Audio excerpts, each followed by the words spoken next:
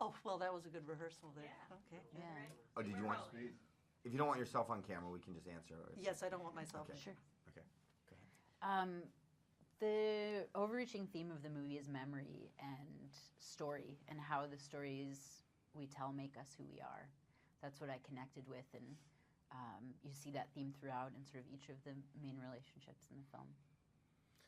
I totally agree, and I like that there's sort of a universal idea at the center of how we remember things and why, and the movie really examines that. But I also love that it's about an artist, a writer. Those are some of my favorite movies, and the dissection or exploration of the creative process, whether it's a conscious sort of creation or something that's almost out of the artist's hands, that he has to do things in a certain way just because it's just how he's sort of built and how he deals with pain and trauma in the past. And that, to me, also was a really big draw.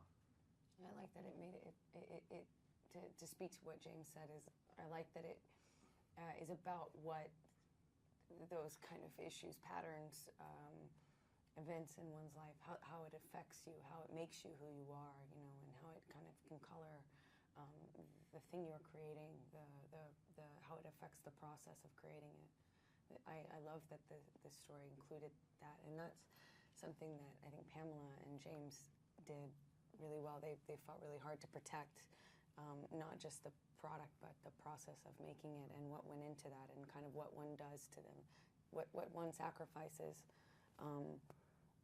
in order to create that. In this story, the character James plays actively hurts himself to allow for the ability to make this product and make it better. And that using the body as an instrument that's so disposable in that way to achieve an end is kind of fascinating to me. And they did really well in protecting that. I like that a lot. And is it a perfect childhood? I mean, part of what makes us who we are the hardships. So, I mean, he had a really rough childhood.